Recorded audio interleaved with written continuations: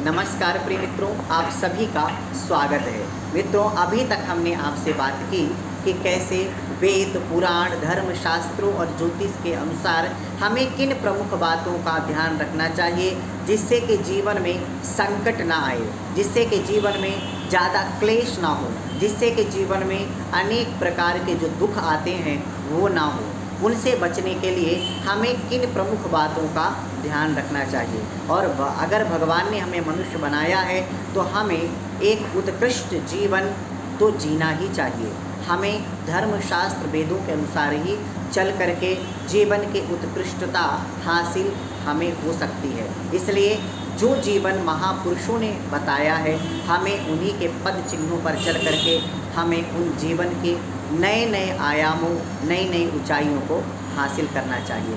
तो आज के संदर्भ में हम आपसे बात करने वाले हैं कि हमें अपनी नज़र के माध्यम से किन प्रमुख बातों को ध्यान रखते हुए किन किन वस्तु सामग्रियों को नहीं देखना चाहिए, क्योंकि शास्त्रों ने कहा है भद्रम पश्येम अक्षभिः। हमें अपनी आँखों का इस्तेमाल गलत वस्तुओं को देखने के लिए बिल्कुल भी नहीं करना चाहिए। हमें मंगल, अच्छी, जो हमारे लिए विचार भावनात्मक रूप से अच्छा एक विचार दें, उन्हीं ज्ञान दें, उन्हीं बातों को हमें, उन्हीं वस्तुओं को हमें देखना चाहिए।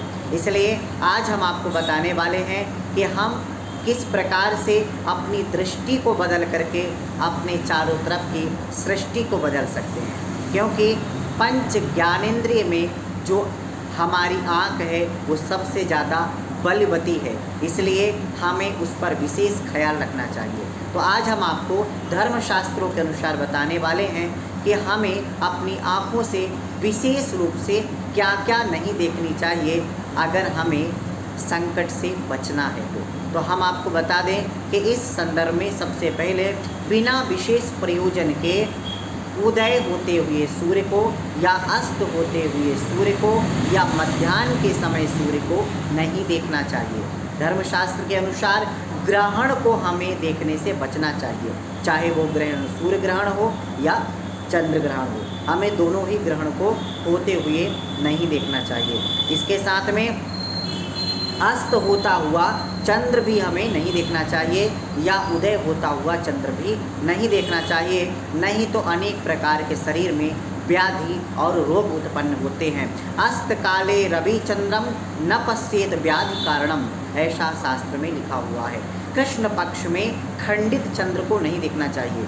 जब कृष्ण पक्ष आए और उसमें खंडित चंद्र हो, मतलब खंड हो चंद्र में, पूर्ण चंद्र ना हो, तब हमें उस समय चंद्रमा को नहीं देखना चाहिए। इसके साथ में सूर्य को एक टक नहीं देखना चाहिए। इसके साथ में जब एक ही तारा उदय हो संध्या काल में आपके आकाश में, तब आपको आकाश नहीं देखना चाहिए। इसके साथ में जूठे मुँह सूर्य, ग्रह, नक्षत्र को नहीं देखना चाहिए। इसके साथ में हमें जूठे मुँह या अपवित्र अवस्था में गुरु, देवता, राजा, सन्यासी और ब्राह्मण आदि मंगलकारी वस्तुओं को भी नहीं देखनी चाहिए। इसके साथ में मल मूत्र आदि को भी हमें नहीं देखना चाहिए।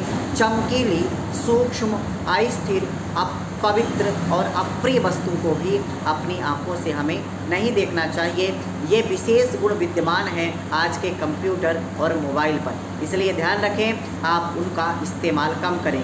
नेक्षेत सततम सूक्ष्म देवता मेध्या प्रियाणिचा, ऐसा शुक्र नीति में लिखा है। इसलिए चमकीली, सूक्ष्म, अस्थिर, अपवित्र और अप्रिय वस्तु का देखने से हमें बचना चाहिए। इसके साथ में जल और तेल में अपनी परछाई देखना भी ऋण कारक माना जाता है और लक्ष्मी भंग दोष उत्पन्न होता है।